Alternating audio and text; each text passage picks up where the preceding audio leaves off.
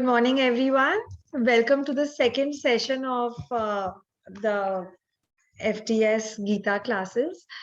For those who have joined for the first time today, मैं बस गुरुजी के बारे में दो तीन चीज कहना चाहूंगी. ये ISKCON में ब्रह्मचारी जी हैं. He's actually studied engineering by profession and he's from an army background, but with a lot of research, with a lot of hard work and a lot of perseverance, he studies all our Vedic scriptures, our holy books in a very and he explains them in a very scientific and logical way. And गुरुजी के ये 6 sessions अगर हम इनके संग अच्छे से कर सके तो बेसिकली हमारे लिए गीता समझना बहुत आसान हो जाएगा. हमारी डे टू डे क्वेश्चंस, हमारे जो दुविधाएं रहती हैं डे टू डे बेसिस पे, बहुत सारे हमारे क्वेश्चंस हैं कि हमें आंसर्स मिलेंगे. And so let us enjoy these 6 classes together. Guruji, handing over to you.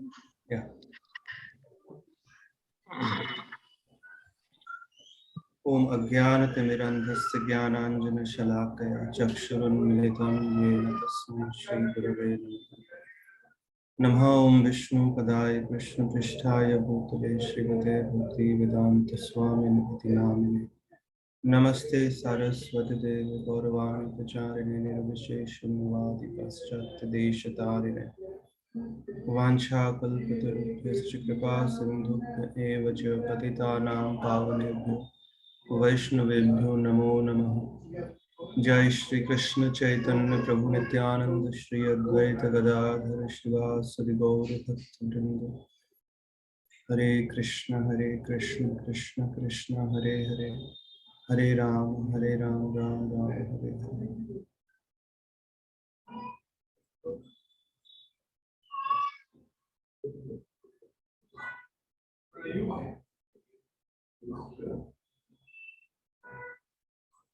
हरे कृष्णा.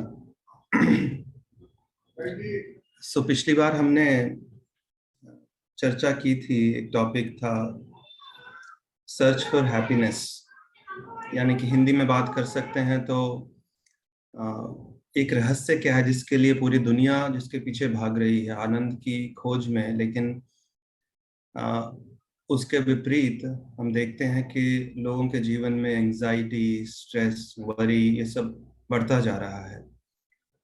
तो 7.5 बिलियन लोग पूरी दुनिया में एक ही चीज के पीछे भाग रहे हैं, लेकिन बहुत कम लोगों को वो उसका एहसास अनुभव हो रहा है.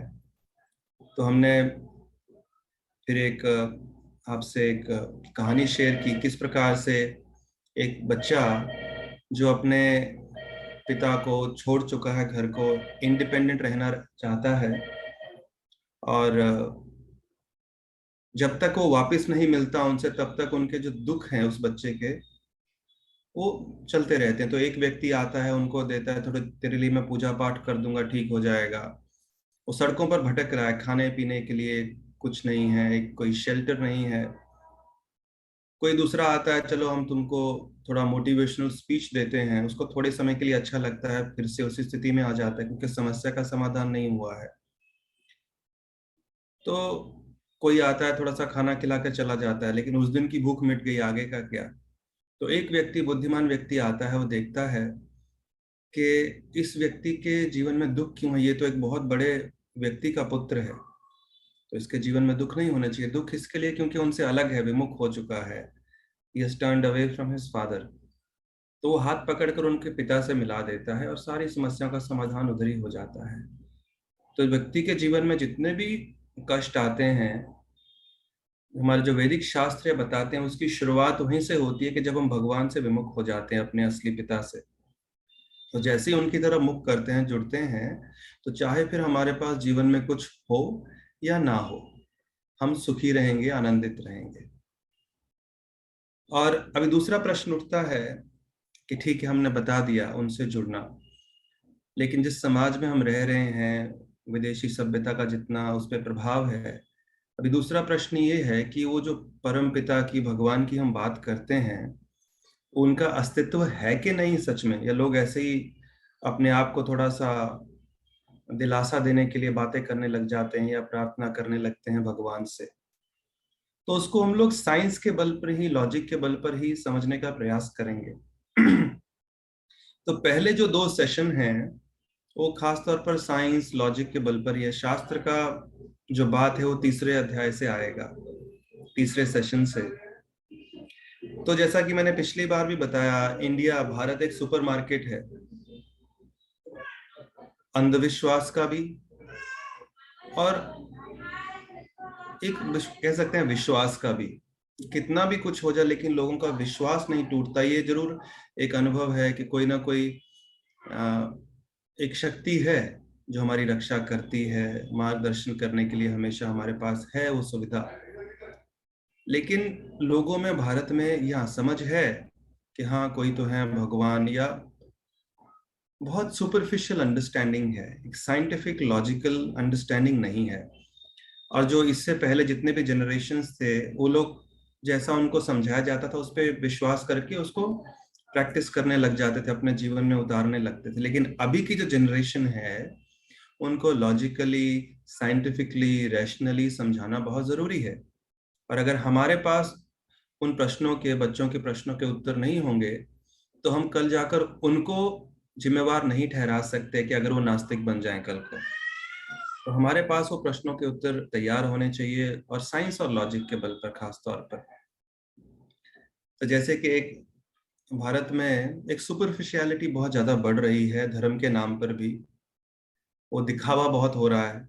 एक बार एक व्यक्ति, एक साधु एक गांव में गया, और जैसा कि आप जानते हैं कि जैसे ही कोई व्यक्ति साधु को देखते हैं भारत में, चलो आशीर्वाद दो, आशीर्वाद दो, आशीर्वाद दो, कृपा करो, सब पकड़ के लोग शुरू हो जाते हैं।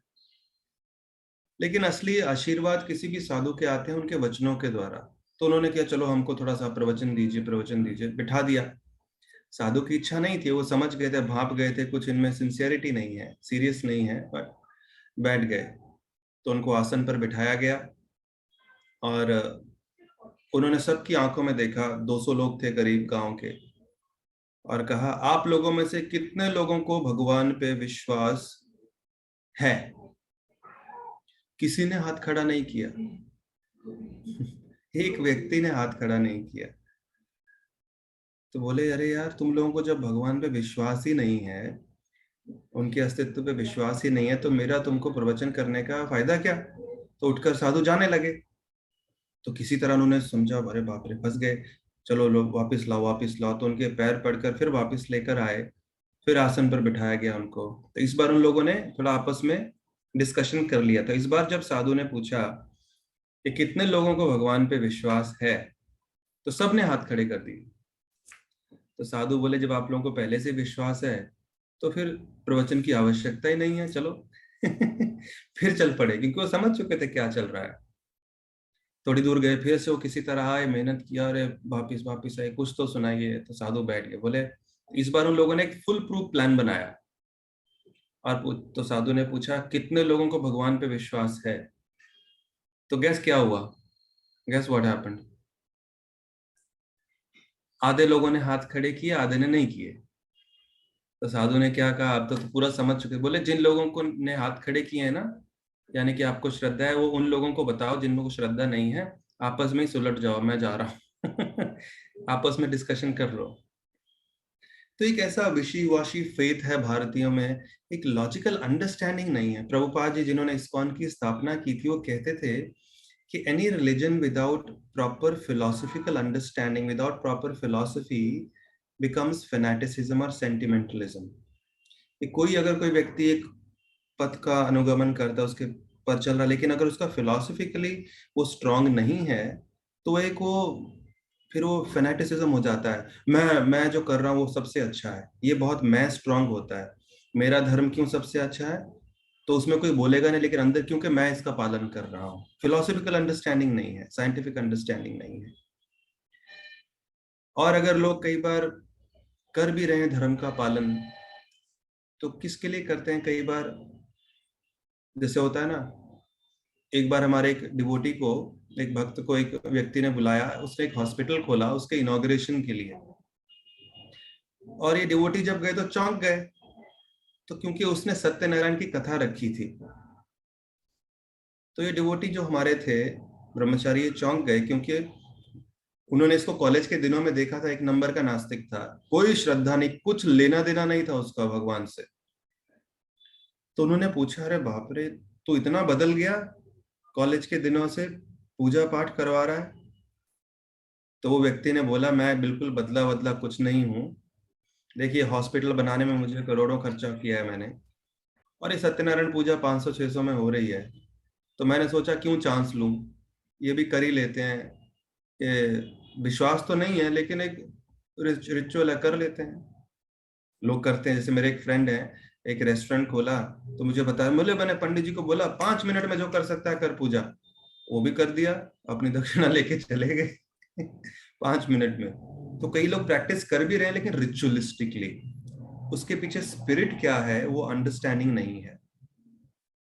कुछ लोग भय से करते हैं कि अरे बाप रे, अगर नहीं किया तो बिजली गिरेगी, बिजली कड़कना शुरू होगी। और आपने खुद ही अनुभव किया होगा, हम सबके परिवारों में हमको जब हमारी मदर्स ने, ग्रैंड मदर्स ने बिठाया है कई बार, ये पूजा कर, ये व्रत कर, तो ये नहीं बताया क्यों करना चाहिए, भय दिखाकर, ये कि अगर नहीं किया तो कैसे कुछ भी गड़बड़ हो सकती है जीवन में। और खास तौर पर आप ये सत्यनारायण की कथा भी सुनेंगे, ये सब वो सब भी इस चीज को लेकर लोग डर जाते हैं, सुनते हैं। आजकल कभी मैं मिलता हूँ, कोई यंग मदर्स हैं, तो उन लोगों को कई बार बिठा दिया जाता है सत्यनारायण कथा, तो डर के मारे दोबारा बैठना नहीं चाहती, अरे ये नहीं किया तो वो। तो भगवान देखिए, उनके पास और बहुत सारे काम है हमको तंग करने के अलावा।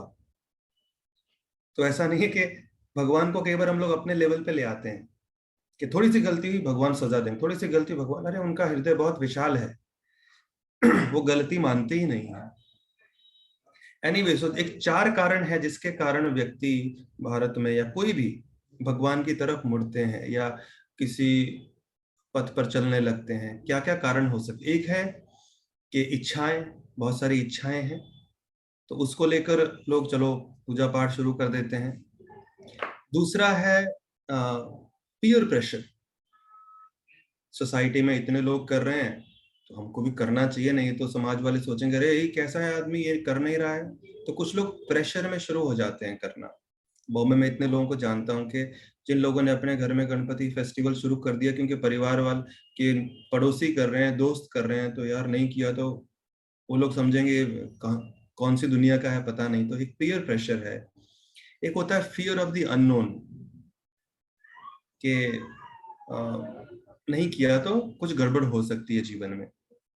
और एक कारण होता है ट्रेडिशन, यानी कि परिवार में चलता आ रहा है पुश्तों से, तो मुझे भी करना है।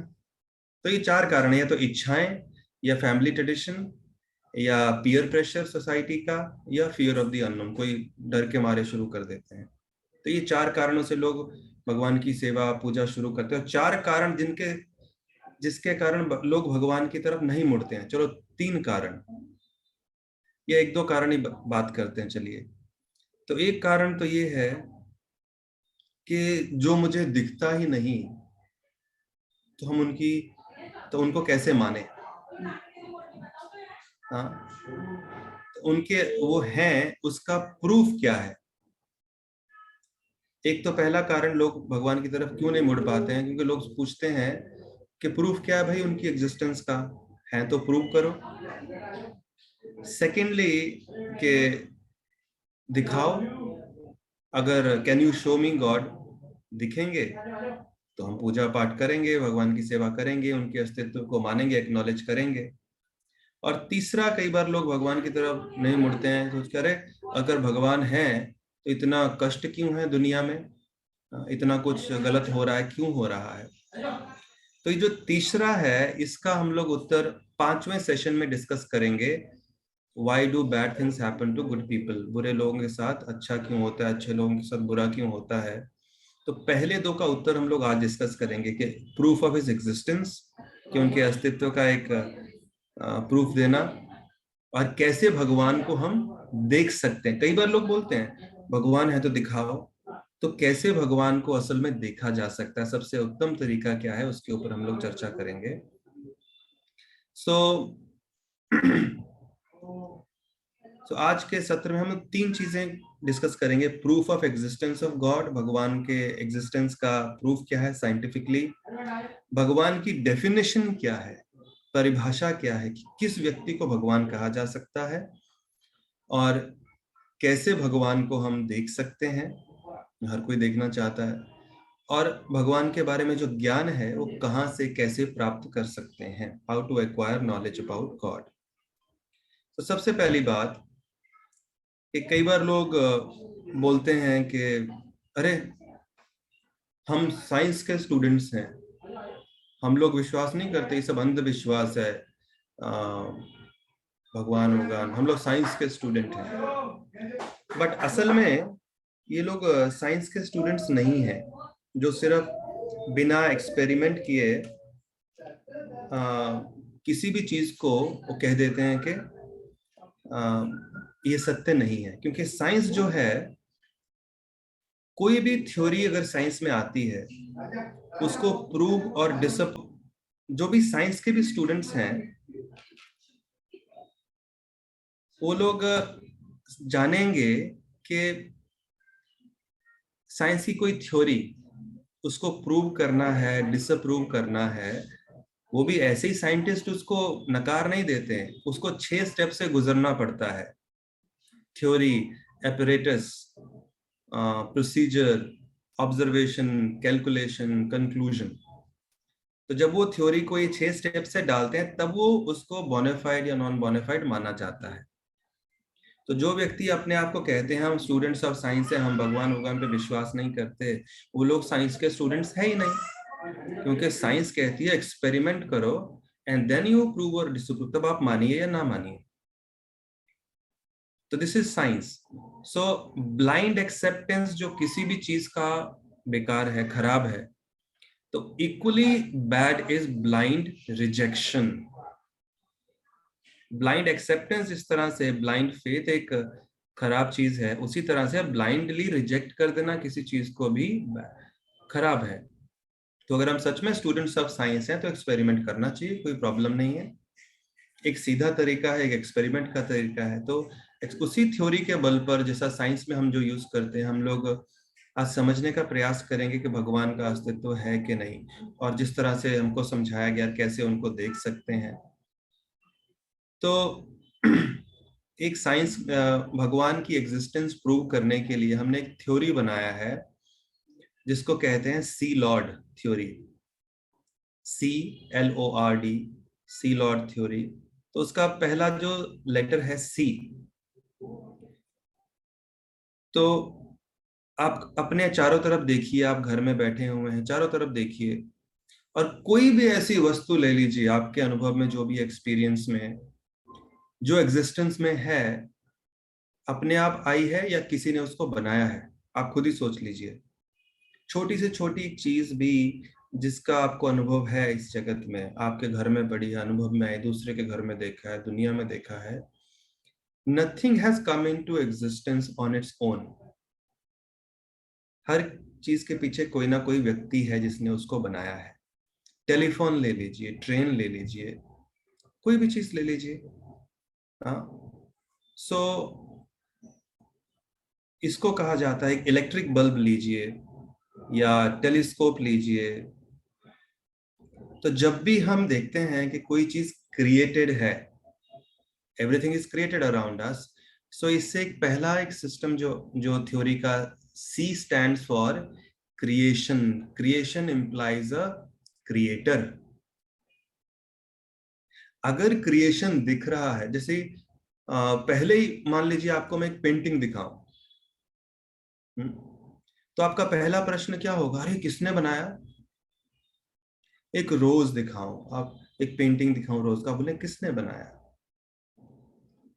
तो मैं आपको अगर बोलूं कि नहीं नहीं किसी ने बनाया नहीं है, ये अपने आप बन गया। अगर मैं आपको एक रोज का पेंटिंग दिखाऊं, आप उस पर विश्वास नहीं करेंगे कि अपने आप बना। मैं बोलता हूं कि मैंने कैनवस रखा, कलर्स रखे और अपने आप लंच करके आया, ये पेंटिंग बन गया था, कितने लोग विश्वास करेंगे? नहीं। इसमें 2 डायमेंशन ही होते हैं, ज्यादा फीचर नहीं होते पेंटिंग में। मान लीजिए अभी आपको मैं एक रोज दिखाऊं, गुलाब, रैगजीन से बना हुआ, 3 डायमेंशन, काफी उसमें फीचर ज्यादा होते हैं। वो दिखाऊं तो आपका सीधा प्रश्न होगा किसने बनाया। और असली रोज जिसमें फ्रेग्रेंस है, इतना इंट्रिकेट पेटल्स है, खुशबू इतना अच्छा है, तो वो लोग कहते हैं ये अपने आप हुए। कितना लॉजिक है इस थ्योरी के पीछे, सोचिए। बाय चांस, कोई क्रिएटर नहीं है। एक पेंटिंग बनाने के लिए रोज का एक आदमी लगता है, क्रिएटर बनाया है, क्रिएटर होना चाहिए। एक रैगजीन का रोज बनाने के लिए हमको कोई बिल्कुल भी संदेह नहीं है, डाउट नहीं है कि किसी ने इसको बनाया है। और असली रोज जिसमें ज्यादा फीचर्स हैं, फ्रेग्रेंस है, हाँ, उसमें और बीज होते हैं और रोज पैदा करने के लिए, उसके लिए हम सोच रहे हैं कि किसी ने नहीं बनाया। ये कौन सा लॉजिक है साइंस का? कैसे लोग, बुद्धि किनकी इतनी भ्रष्ट हो चुकी है कि कैसे कह सकते हैं कि दुनिया के पीछे कोई शक्ति नहीं है, कोई व्यक्ति नहीं है जिसने इसको बनाया। यूनिवर्सल क्रिएशन के लिए, कि कैसे ये यूनिवर्स पिक्चर में आया, कि क्रिएशन कैसे हुआ, साइंस में पढ़ाई जाती है थ्योरी, बिग बैंग थ्योरी।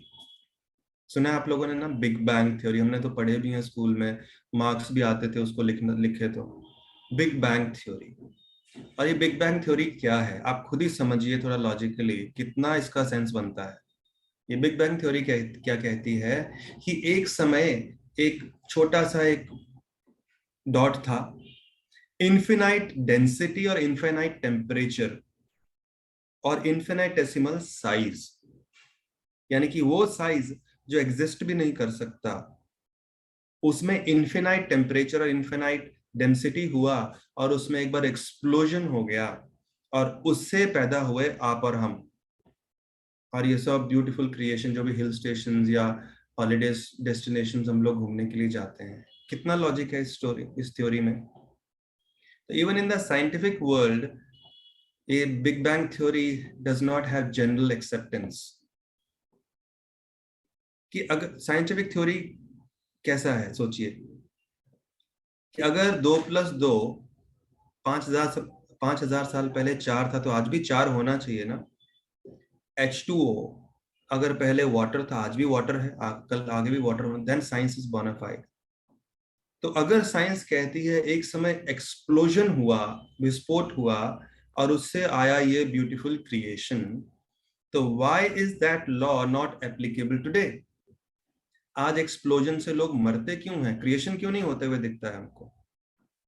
अगर मैं आपको बोलूं मैं कलकत्ता में घूम रहा हूँ, एक सुंदर सा बिल्डिंग दिखे, या आप मेरे साथ घूम रहे हैं, चलिए बॉम्बे आए, आप मेरे को पूछे प्रभु जी ये बिल्डिंग किसने बनाया है, मैं बोलूँ अरे ये तो बाएं हाथ का खेल है, कल शाम को मैं इधर आया, थोड़ा सा एक्सप्लोसिव प्लांट किया इधर, धमाका कर दिया बटन दबा के, और सुबह सुबह ही बड़ा बिल्डिंग बन गया था। कौन सा लॉजिक है ये? आप बोलेंगे प्रभु जी थोड़ा सोए नहीं है लगता है, बहुत ज्यादा थके हुए हैं, अजीब अजीब सी बातें कर रहे हैं। तो how can we not question this theory? Why don't we question this theory कि एक्सप्लोजन से अगर क्रिएशन होता तो आज भी होना चाहिए, क्रिएशन एक्सप्लोजन से अगर लोग पैदा होते आज भी होने चाहिए। दिवाली के दिन तो इंडिया का पॉपुलेशन फिर कितना बढ़ जाएगा। हाँ? छोटे बच्चे चाहिए तो हाइड्रोजन बम थोड़ा एक्सप्लोड कीजिए छोटा सा दिवाली के। तो explosion does not lead to creation but destruction. तो इस तरह से ये जो थ्योरी है बिग बैंग का, it has no scientific basis, no logic इसका। जैसा कि मैंने बताया, रोज है, एक असली रोज बनाने के लिए कैसे एक व्यक्ति नहीं होगा उसके पीछे, जब एक पेंटिंग ऑफ रोज बनाने के लिए एक व्यक्ति लगता है, जिसमें हम विश्वास नहीं करें अगर कोई कह दिया जाए कि इसके पीछे कोई नहीं है। न्यूटन, न्यूटन काफी विश्वास करता था भगवान पे, भगवान का हाथ है इस क्रिएशन के पीछे। उनका एक मित्र था, एक फ्रेंड था, एकदम एथियस्ट, नास्तिक, बहुत आर्गुमेंट का है, नहीं नहीं ये अपने आप आया है यूनिवर्स, कोई क्रिएशन वेशन नहीं है इसके पीछे। You are a student of science, आप साइंस के स्टूडेंट हैं, न्यूटन कैसी बातें कर रहे हो? तो न्यूटन समझा समझा के थक गए। न्यूटन या आइंस्टाइन, दोनों में से एक तो न्यूटन थे आई थिंक। तो न्यूटन ने फिर उनको समझाने का थोड़ा एक तरीका निकाला। उन्होंने एक स्टेप डाउन मॉडल बनाया यूनिवर्स का, पूरे यूनिवर्स का एक छोटा सा मॉडल बनाया, और बहुत इतना अच्छा बनाया था कि अगर आप उसका बटन प्रेस करें तो सब ऑर्बिट्स में घूमते भी थे, सारे प्लैनेट, सब ग्रह घूमते थे। बहुत सुंदर था, तो उन्होंने अपने टेबल पर रख दिया। सुबह सुबह उनका जब फ्रेंड आया, देखा हो कितना सुंदर मॉडल है, न्यूटन किसने बनाया? तो उनको आके पूछता है यूनिवर्स का मॉडल किसने बनाया? तो न्यूटन ने कहा अरे कुछ नहीं, रात को ऐसे ही मैं अपने कबर्ड से टकरा गया और सब प्लास्टिक रबर ये सब गिरना शुरू हो गया, टिन, और सुबह जब उठा मैं तो ये अपने आप ये टेबल पर ये यूनिवर्स का मॉडल प्रकट हो चुका था। तो ये उनका मित्र बोलते हैं न्यूटन पागल हो गए हो क्या? इतना सुंदर मॉडल अपने आप कैसे प्रकट हो सकता है, इतना इंट्रिकेसी इसमें? तो न्यूटन ने बोला कि यू फूल, कि तुम ये विश्वास करने के लिए तैयार नहीं है कि ये मॉडल यूनिवर्स का अपने आप प्रकट हो सकता है, and still you have the audacity to say, तुम्हारी इतनी हिम्मत कि इसका जो ओरिजिनल है वो अपने आप आया है। एक मॉडल उस यूनिवर्स का आपको विश्वास नहीं हो रहा कि अपने आप प्रकट, उसको तुम बोल रहा है जो ओरिजिनल है, जिसमें ज्यादा इंट्रिकेसी है यूनिवर्स में, वो अपने आप आ गया। तो कौन सा लॉजिक है इसके पीछे?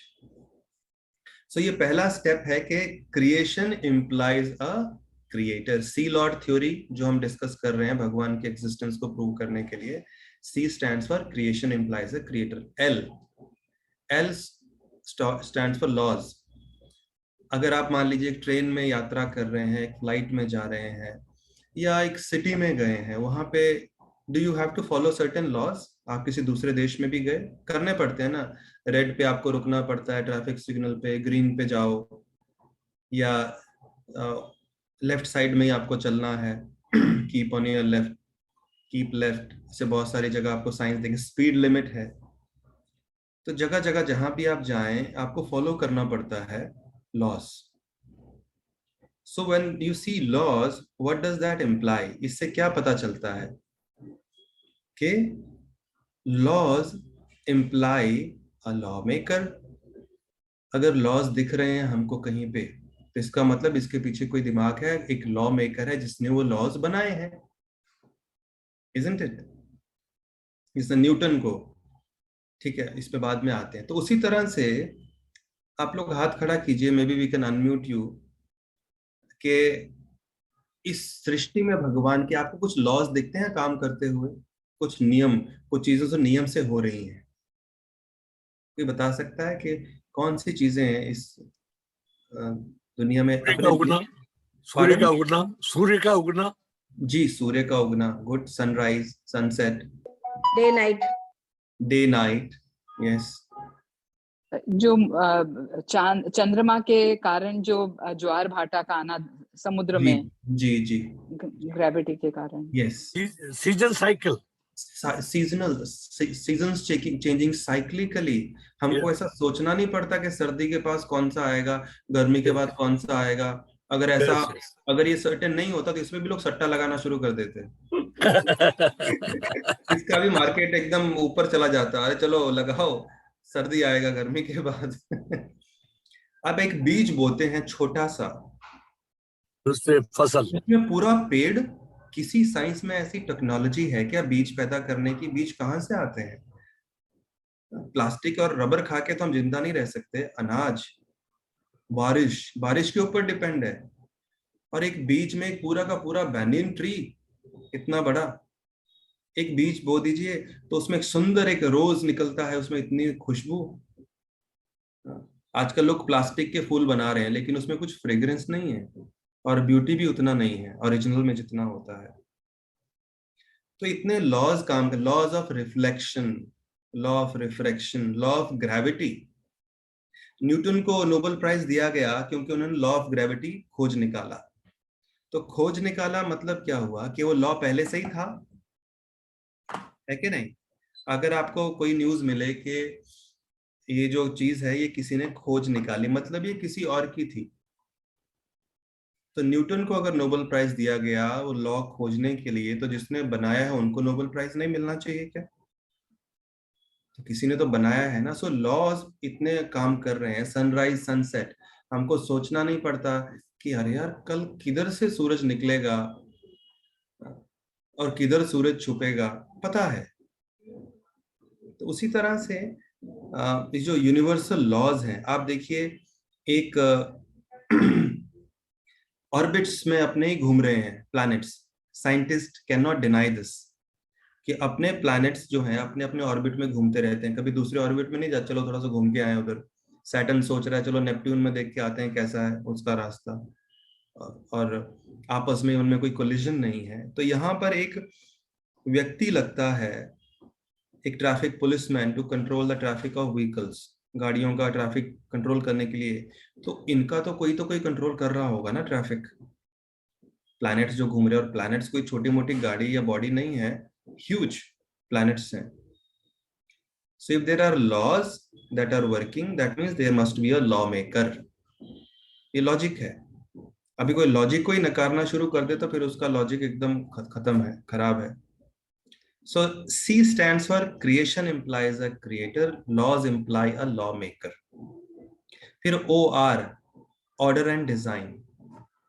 आप सोचिए अगर आप किसी एक ऑफिस बिल्डिंग में गए और वहां पे आपने देखा बहुत सिस्टमैटिकली सब कुछ चीजें इतना अच्छे से डिजाइन किया गया उस पूरे ऑफिस को, तो आपका क्वेश्चन क्या होगा? सुंदर है, अरे कौन है आर्किटेक्ट, किसने डिजाइन किया? हाँ, कोई बिल्डिंग देख लेंगे आप, एक सुंदर डिजाइन, एक सिस्टमैटिक वे में चीजें होते हो अगर आप देखें तो आपका सीधा का पता नहीं जो भी है, पर जिसने अच्छा किया, किसका दिमाग है इस सब के पीछे, इतना सिस्टमैटिकली चल रहा है। आप जाओ लिफ्ट के पास, लिफ्टमैन वेलकम करेगा, बटन दबाएगा, ऊपर लेके जाएगा, ऑफिस में बिठाएगा, चाय पिलाएगा, तो बहुत सिस्टम से चीजें हो रही हैं, कौन है इसके पीछे? सो जब आप देखते हैं एक ऑर्डर और डिजाइन है एक जगह में, तो ऑटोमेटिकली हम समझ जाते हैं कि इसके पीछे एक बड़ा एक दिमाग है, कोई एक व्यक्ति है। हाँ, अगर आप जाएं सब उथल पुथल मची हुई है पूरे ऑफिस में, तो आप बोलेंगे यार कोई इंचार्ज नहीं है यहाँ पर। So when things are haywire, then you conclude that there is no in charge. But कोई सिस्टमैटिकली एक ऑर्डर डिजाइन दिखता है, मतलब कुछ ना कुछ तो है इधर, isn't it? So उसी तरह से ये जो यूनिवर्स में आपको इतना सुंदर डिजाइन देखने को मिलता है, जैसे कैमल, आपने देखा है ये कैमल, उसको कहाँ जन्म दिया है भगवान ने? रेगिस्तान में ही रहता है, isn't it? और लेकिन जहां उसको उधर फेंक दिया, चलो रेगिस्तान में जन्म लो, ऐसा ही नहीं फेंक दिया, इसमें वो एबिलिटीज भी दी हैं, ऐसा इंट्रिकेसी है उसके डिजाइन में। लॉन्ग लेग्स सबसे बड़ी बात, ताकि आसानी से चल सके, वैसे रेत में चलना पड़ता है उसको। एंड 8 दिन तक कैमल जो है, एक ऊंट है, बिना पानी पिए जी सकता है। और इसके ट्रांसपेरेंट आईलिड्स होते हैं, जो आईलिड्स होते हैं ना, पलकें ट्रांसपेरेंट होती हैं उसकी। आपको पता है कारण इसके पीछे क्या है? क्योंकि सैंडस्टॉर्म आते रहते हैं, तूफान आते रहते हैं रेत में चलते हुए, तो आंख बंद करनी पड़ती है हमको, तो हम तो आगे, लेकिन इसको ऐसी आंखें दी हैं, ट्रांसपेरेंट है, कि आंख बंद कर भी ले तब भी उसको सामने दिखता रहेगा, तो उसकी मूवमेंट रुकेगी नहीं। और एक साथ में 130 लीटर पानी पी सकता है, क्योंकि रेगिस्तान में पता नहीं है पानी मिलेगा नहीं मिलेगा, एक बारी में इतना स्टोर कर सकता है 8 दिन तक। तो उसी तरह से एक हमिंग बर्ड करके एक छोटा सा बर्ड होता है, तो ये मेक्सिको के आसपास रहता है, और हर विंटर से पहले 1000 माइल्स ट्रेवल करता है गल्फ ऑफ मेक्सिको से उस तरफ दूसरे किनारे अपना विंटर स्पेंड करने के लिए। और छोटा सा बर्ड है, और जब ये पंख अपने हिलाता है तो 75 टाइम्स पर सेकेंड ये इसका एबिलिटी है। और टोटल उस फ्लाइट में, नॉन स्टॉप फ्लाइट रहती है इसकी 1000 माइल्स नॉन स्टॉप, और इसका वेट आपको पता है कितना सा है? 3 ग्राम्स, 3 ग्राम। तो आप सोचेंगे नॉन स्टॉप फ्लाइट में कि कैसे 1000 माइल कवर कर लेता है सबसे छोटा बर्ड, 3 ग्राम। तो ऐसा बताया गया है, 2 साइंटिस्ट ने पूरा रिसर्च किया इसके ऊपर, कि जस्ट बिफोर द विंटर आने से पहले ना ये अपना वेट डबल कर लेता है, 3 ग्राम से 6 ग्राम्स कर लेता है, और उस एक्स्ट्रा फैट के बेसिस पे स्टोर जो होता है इसकी बॉडी में, ये नॉन स्टॉप फ्लाइट करता है 1000 माइल्स। और टोटल उसके जो विंग बीट्स होते, कितनी बार पंख हिलाता है उस पूरे फ्लाइट में? 6 मिलियन टाइम्स। तो इन लोगों ने ये रिसर्च किया कि इसको कैसे पता चलता है कि अभी विंटर आने वाला है, वेट डबल करना शुरू कर दो। मनुष्य करे तो ठीक है। तो उन्होंने पूरा रिसर्च करने के बाद उनका कंक्लूजन क्या निकला कि ये सिर्फ भगवान ही उसको प्रेरणा देते हैं समय आने पर कि अभी विंटर आने वाला है, अपना वेट डबल करना शुरू कर दो। इसका और कोई कंक्लूजन, कोई इसका रीजन हो ही नहीं सकता इसके सिवा। The lord in the heart inspires it. So इतना इंट्रिकेसी, ऑर्डर, डिजाइन आप यूनिवर्स में देखें, दैट मीन्स कोई ना कोई दिमाग है इसके पीछे। हमारी आंखें देख लीजिए, इनकी सेफ्टी के लिए भगवान ने पलकें दे रखी हैं, आईलिड्स दी हुई हैं, और वो भी थोड़ा अंदर की तरफ है आईज, ताकि कोई अगर चीज हर्ट करना भी चाहे तो थोड़ा सा सेफ्टी है उस चीज के लिए। डिफेंस मैकेनिज्म दिया हुआ है, जैसे ही डेंजर लगता है अपने आप वो एक्टिव हो जाता है, and then we want to save ourselves, अपने आप को बचाने की कोशिश करते हैं। सो ये order and design. C is creation implies a creator, L is laws imply a law maker, and order and design. And फिर एक चौथा चीज है, वो है urges, D, demands and urges. So आप देखते हैं भगवान की क्रिएशन जो है इसमें कंप्लीट है। अगर हमको भूख लगती है, एक अर्ज है एक, तो उसके लिए खाना है, प्यास लगी तो पानी, तो उसी तरह से भूख नहीं लगी तो स्नैक्स है। स्नैक्स लोग ज्यादातर भूख नहीं होती है तो भी चबाते रहते हैं, बस कुछ ना कुछ होना चाहिए। तो एक सिस्टम है इस पूरे सृष्टि में, भगवान के यूनिवर्स में, कि if there is an urge, demand है, तो उसका फुलफिलमेंट भी है कहीं ना कहीं। तो जैसे एक ह्यूमन सोसाइटी में आप देखेंगे एक बहुत स्ट्रॉन्ग अर्ज होता है किसी को अपना रोल मॉडल बनाना, to look up to somebody, किसी की पूजा। इसके लिए आज लोग क्या कर रहे हैं, क्योंकि भगवान से जुड़े नहीं है, तो एक फिल्म स्टार का स्टैचू बना देंगे, उसकी पूजा करने लग जाएंगे, पॉलिटिशियन का स्टैचू बना के पूजा करने। तो ये अर्ज डेफिनेटली है लोगों में, किसी को अपना रोल मॉडल मानना, उनको महान मान के उनकी पूजा करना, चाहे मन से, चाहे तन से, धन से, किसी भी तरह से। सो ये जो एक इननेट अर्ज है, लेकिन वो सेटिस्फाई नहीं होती है व्यक्तियों में अपनी। इसको हम लोग जब रिपोज करते हैं तो it points in the direction of one person who can actually complete fulfil that urge, and that points in the direction of God. एक व्यक्ति जो उस अर्ज को, हमारी जो वर्शिप करने का, किसी को पूजने का, रोल मॉडल का जो अर्ज है इननेट, और ये बताएं कि ये जो अर्ज है यहाँ तक कि एबोरिजिन जो जंगलों में, अमेज़न के जंगलों में आदिवासी लोग हैं, उनमें भी पाई जाती है। सो दे स्टार्ट वर्शिपिंग ट्रीज, वो पेड़ों की पूजा करने लग जाते हैं, पहाड़ की पूजा करते हैं, आग की, फायर की पूजा करते हैं वो लोग। तो ये अर्ज इननेट है। तो it points in the direction that there must be some fulfilment in creation. तो कोई तो है जो मिसिंग है, लेकिन वो जो इच्छा, अर्ज, डिमांड, वो जो पूरी कर सकता है, that points in the direction of some supreme person who can completely satisfy that अर्ज।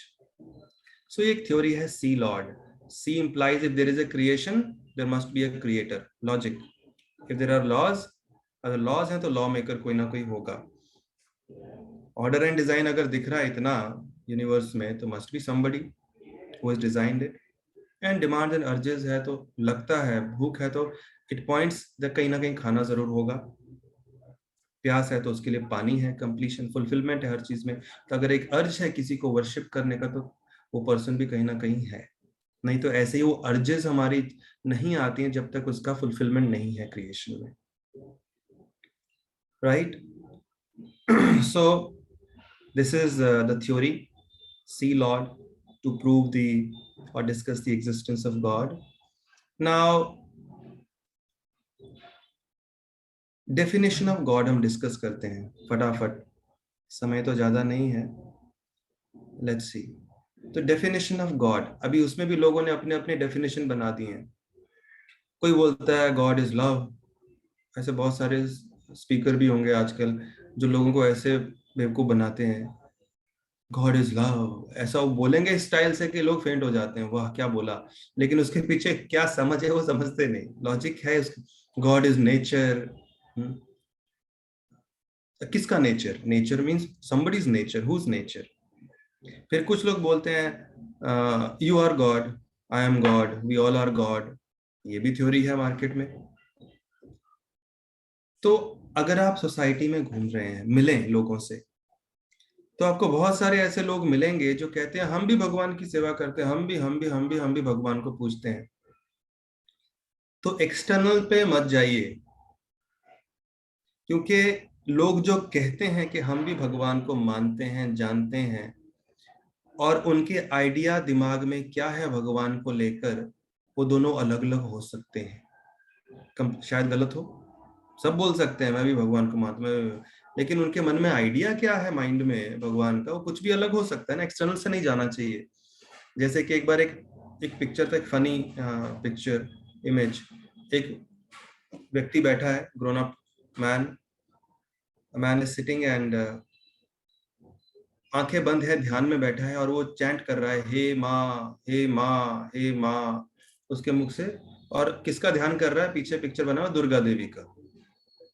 तो उसके साथ में उसका बेटा भी बैठा हुआ है, वो भी उसी पोज में बैठा है, और वो भी चैंट कर रहा है, हे माँ, हे माँ, हे माँ। लेकिन वो ध्यान एक्सटर्नली चैंट वो भी वही कर रहा है, लेकिन मन में किसको सोच रहा है? हेमा मालिनी को हेमा मालिनी को याद कर रहा है। तो एक्सटर्नली लोग जो बोल रहे हैं उनको भी स्पिरिचुअलिटी, हम भी स्पिरिचुअल हैं, हम भी जानते हैं, हम भी करते हैं, हम भी गीता पढ़ते हैं, बोल सकते हैं, लेकिन उनकी समझ कुड बी एंटायरली डिफरेंट। इसके लिए समझना जरूरी है कि भगवान है कौन, डेफिनेशन क्या है। साइंटिफिक डेफिनेशन है, वो भगवान उस व्यक्ति को कह सकते हैं जो सबके सोर्स हैं, स्रोत हैं, the supreme source, the supreme proprietor, और जब जो सब चीज के मालिक हैं, एंड सुप्रीम इंजॉयर, क्योंकि उनसे बड़ा इंजॉयर कोई हो ही नहीं सकता, एंड द सुप्रीम कंट्रोलर, जो सबको नियंत्रण में रखते हैं, कंट्रोल में रखते हैं, सबके कंट्रोलर हैं। साइंटिफिक डेफिनेशन यही है, सबके सोर्स, सबके मालिक, हर चीज के मालिक, हर चीज के कण कण के मालिक, और सुप्रीम इंजॉयर के आनंद का भी अगर अनुभव करना है, उनसे बड़ा कोई आनंद नहीं ले सकता, एंड कंट्रोलर, जो सबको कंट्रोल करें। ये साइंटिफिक डेफिनेशन है। स्क्रिप्चरल डेफिनेशन क्या है? व्यासदेव के जो पिता हैं, उन्होंने, पराशर मुनि, उन्होंने उसको डेफिनेशन को दिया है, ऐश्वर्यस्य समग्रस्य वीर्यस्य यशस श्री ज्ञान वैराग्यस्यैव शन्नम भग इतिम गणा। वो व्यक्ति जिसके पास ये 6 ऑपुलेंसेस, 6 ऐश्वर्य असंख्य मात्रा में पाए जाते हैं और हर समय उसके पास रहते हैं, और 6 के 6 एक साथ, उस व्यक्ति को भगवान कहा जा सकता है। Any person who possesses these 6 opulences to an unlimited degree at all times can be addressed as God. कौन से 6 opulences हैं ये?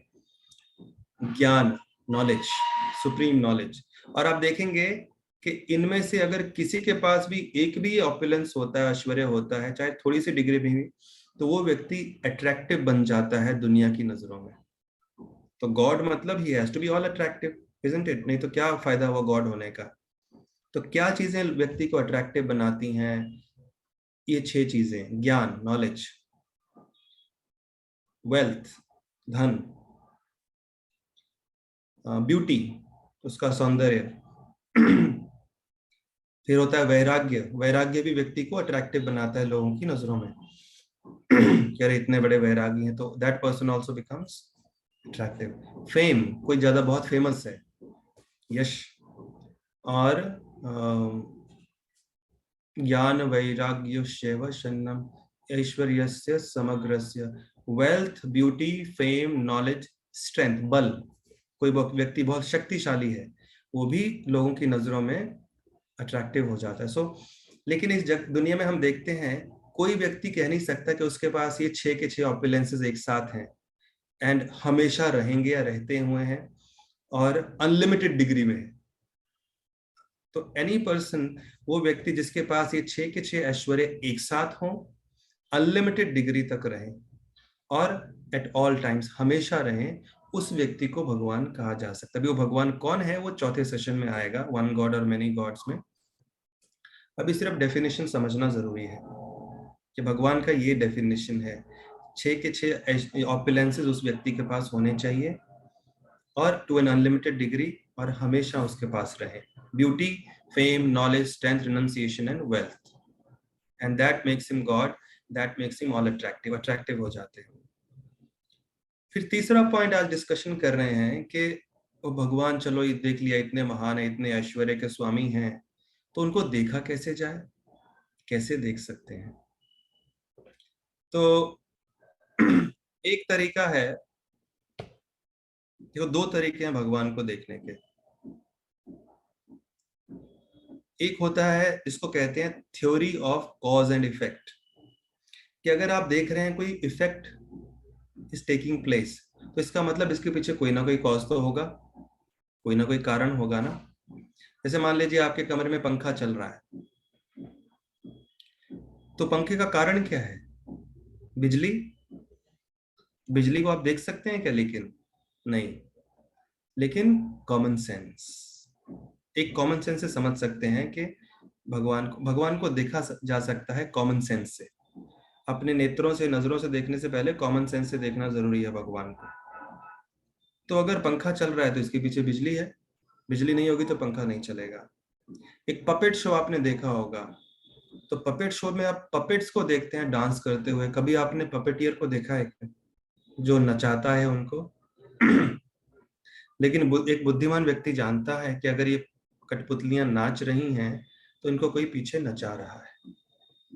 या अगर आप देखें, एक तीर देखा आपको, आप हवा से गुजरता हुआ अपने टारगेट की तरफ जाता हुआ, तो इमीडिएटली आपके दिमाग में क्या आएगा? किसी ने तो इस तीर को छोड़ा है। तो इसको कहते हैं theory of cause and effect. तो भले ही हमको कॉज ना दिखे, लेकिन कोई इफेक्ट दिख रहा है taking place, then we conclude कि there must be a cause, that is intelligence. इसको कहते हैं बुद्धिमानी। तो बुद्धिमान व्यक्ति इस तरह से सोचता है, क्योंकि भगवान बहुत महान है, उनको ऐसे देख नहीं सकते इन नजरों से, लेकिन तब तक उनको इन आंखों से नहीं देख सके, कॉमन सेंस से देख सकते हैं कि इतना सिस्टमैटिकली यूनिवर्स चल रहा है, सीजनल चेंजेस, इतने लॉज काम कर रहे हैं, इतना सनराइज सनसेट हो रहा है। तो इस तरह से भगवान को देखा जा सकता है। Presence of the unseen is proven by the seen. जैसे कि एक मोतियों का हार, तो मोतियों के हार को आप, इतना सुंदर होता है, हम लोग तारीफ करते हैं, पहनते भी होंगे आप लोग, लेकिन वो मोतियों के हार को किस चीज ने साथ में रखा हुआ है?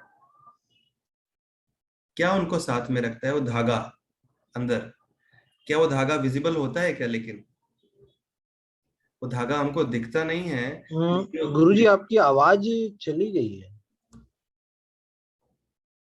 हेलो, हाँ अब आ रही है। तो वो जो कहाँ तक सुना आप लोगों ने? वो मोतियों की हार आप बोल रहे थे, उसके हाँ बाद। ठीक है। तो मोतियों का हार आपने देखा है। अभी क्या चीज है वो मोती के हार की सुंदरता का कारण क्या है? बताइए, मेन कारण। What is the main reason behind the beauty of pearl necklace? क्या कारण हो सकता है? उसकी बुनाई गुरुजी। उसके अंदर जो धागा होता है। हाँ। लेकिन वो धागा विजिबल होता है क्या? दिखता है क्या? ना, नहीं। और अगर वो धागा ना हो, टूट जाए, तो मोतियों की सुंदरता खत्म हो जाएगी। तो इसी तरह से हम भगवान को देख सकते हैं कि इतना सिस्टमैटिकली सब कुछ हो रहा है पूरी दुनिया में, तो there is somebody who is holding it together, जो सबको साथ में रखा हुआ है। एक छोटा सा पत्थर आप और हम अगर ऊपर फेंके, हम में वो शक्ति नहीं है कि उसको ऊपर रख सके, वो नीचे आएगा ही आएगा। एक छोटी सी सैटेलाइट को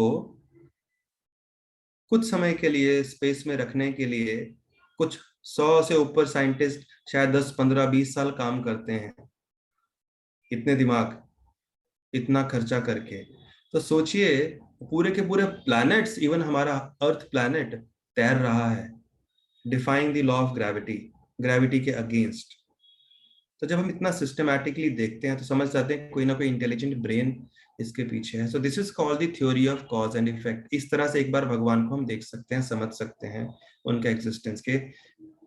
if the effect is taking place, some wonderful effect, there must be a cause behind it.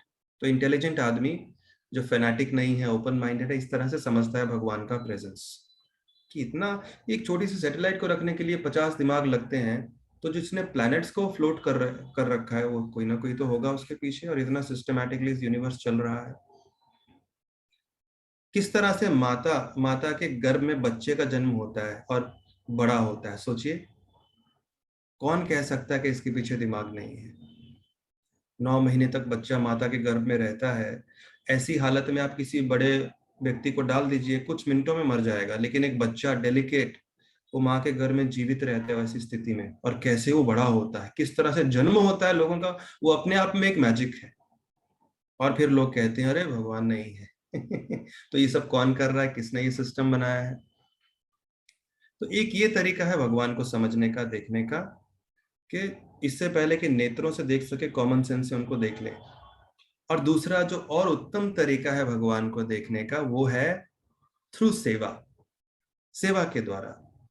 Prabhupada की जो गुरु थे भक्ति सिद्धांत सरस्वती ठाकुर, वो बंगाली थे, वो कहते थे कि don't try to see God but try to serve God in such a way that he wants to see you. कि भगवान को देखने का प्रयास मत करो, उल्टा उनकी सेवा इस तरह से करो कि वो तुमको देखने की इच्छा करें। क्योंकि अगर हम उनको देखना चाहें, बहुत बड़े हैं, बहुत मुश्किलें आएंगी, रुकावटें आएंगी, लेकिन अगर वो हमको देखना चाहें तो कोई रुकावट नहीं आएगी। उनको कौन रोक सकता है? वो हमको क्यों देखना चाहेंगे? जब हमसे खुश होंगे, प्रसन्न होंगे। इस किसी देश के प्रधानमंत्री को भी देखने के लिए या चीफ मिनिस्टर को देखने के लिए भी एक योग्यता लगती है। हम जाके कभी भी जाके देख नहीं सकते, और हम कहें कि अरे वो आके दिखाओ है, नहीं तो मैं नहीं मानूंगा, तो उनको क्या फर्क पड़ने वाला है? हमको अपने आप को योग्य बनाना पड़ेगा। जिमी कार्टर नाम के एक राष्ट्रपति हुए अमेरिका के। तो जिमी कार्टर जब राष्ट्रपति बन गए तो उन्होंने न्यूज़पेपर को देखना शुरू किया। देखना चाहते थे कि जब वो कैंपेनिंग कर रहे थे इलेक्शन से पहले, तो न्यूज़पेपर क्या छाप रहे थे उनके बारे में। तो उनकी दृष्टि पड़ी एक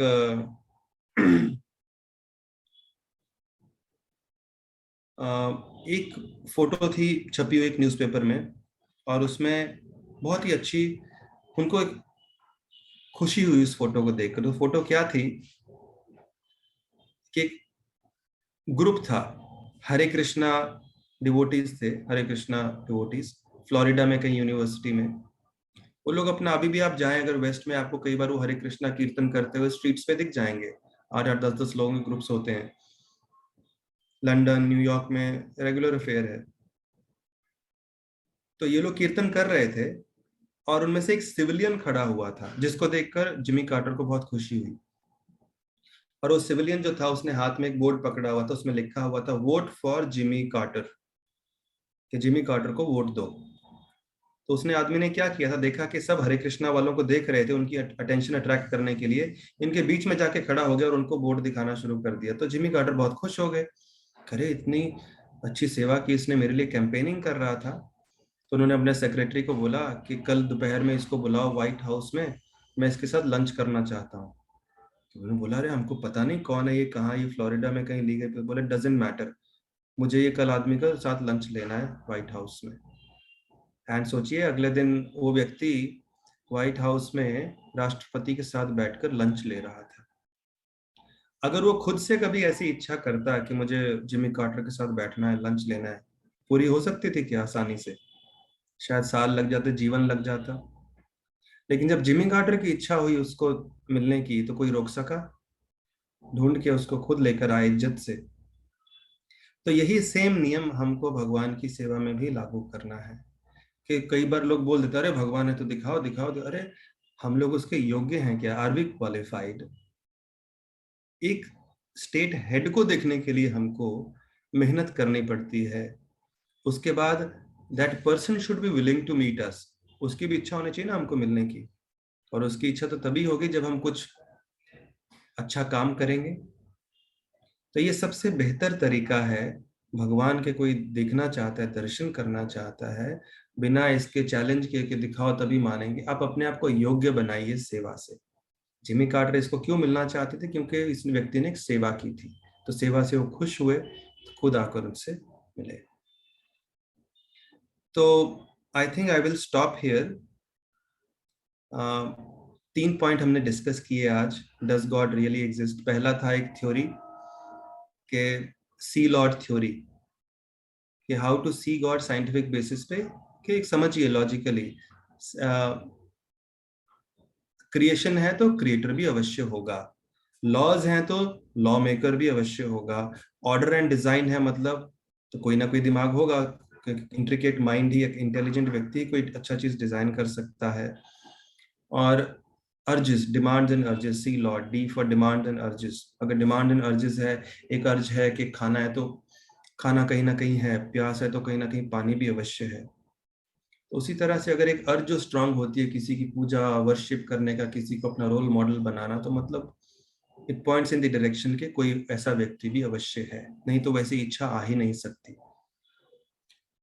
फिर हमने डिस्कस किया कि डेफिनेशन क्या है भगवान का, कि व्यक्ति जिसमें 6 ऐश्वर्य पाए जाते हैं, to an unlimited degree at all times, wealth, fame, knowledge, strength, renunciation and beauty.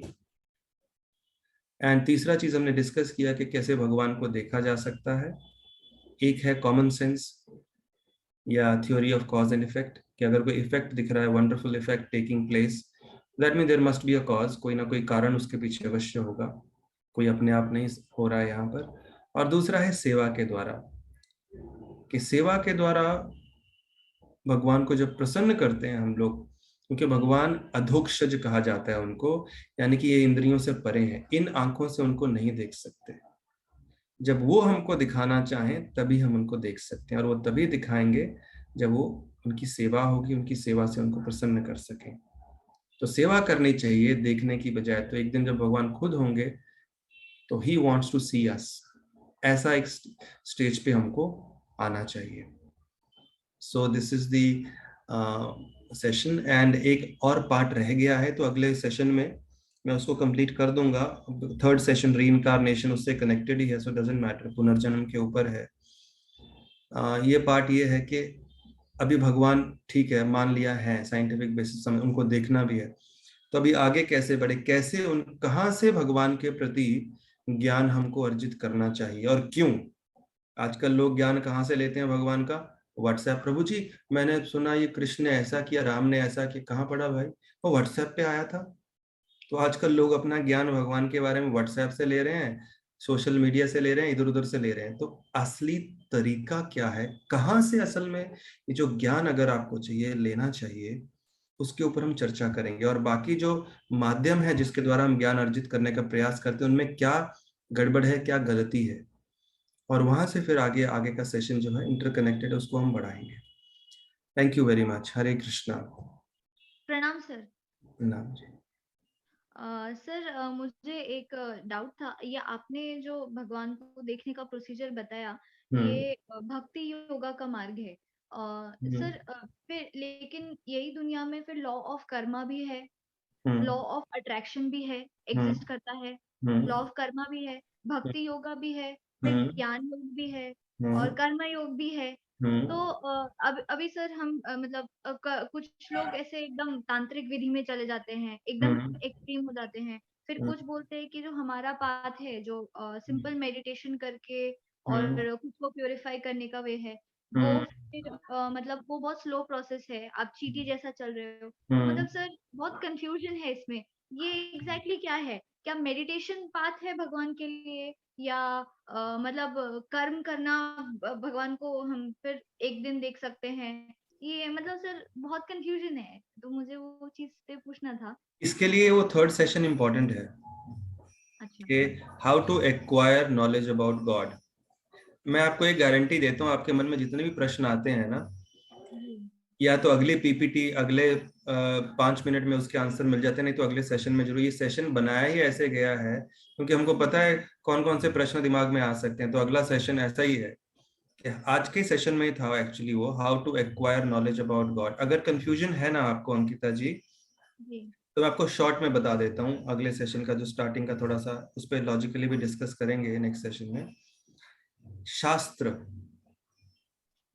शास्त्र के बल पर अगर कार्य करेंगे, ठीक है, मैं भी कुछ बोल सकता हूँ, आपको मेरी बात पे भी विश्वास करने की जरूरत नहीं है। 1000 लोग 1000 चीज बोलेंगे, लेकिन आपको उस चीज को वेरीफाई करना है कि शास्त्र क्या कहता है, बिकॉज वो असल में मैनुअल है, व्हीकल है भगवान तक पहुंचने का। भगवान ने दिए हैं ना रास्ता, दिए हैं। कर्म योग के बारे में भगवान गीता में बात करते हैं, ध्यान, भक्ति, कर्म, बहुत कुछ है, लेकिन अल्टीमेटली भगवान क्या बोलते हैं।